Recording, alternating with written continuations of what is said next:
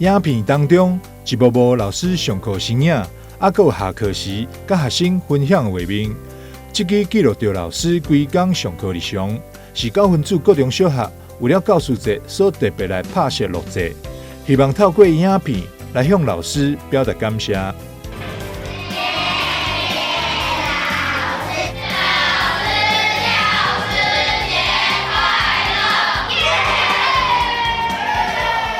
今年的教师节，九份子高中小特别规划向老师大声说爱系列活动，安排设计了爱的扬声器、爱的冰果以及教师节感恩微电影等，同时也替学生拍影片，互因讲出家己心中想要对老师讲的话。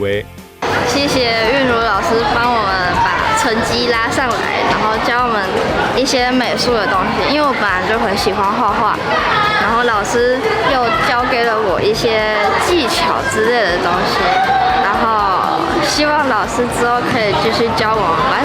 老师教师节快乐！谢谢老师，每天早上都有帮我们准备很多的考试，让我们成绩可以变更好。哦，考试吗？对 OK， 这是真心话吗？真心话。好，导师是谁啊？那个韵如老师。哦，韵如老师，好。对。艾老师吗？爱。OK， 好。泳仪老师。泳仪老师。对。好，为什么？他帮过我很多。哪一些地方？就是教了很多怎么处理事情的方法。处理事情的方法。然后老师告白上是爱你。老师爱你哦。好 ，OK。你最感谢哪一位老师？我最感谢数学老师，我们7到8年级的训黄组长，感谢他教我们数学，也都教得很详细。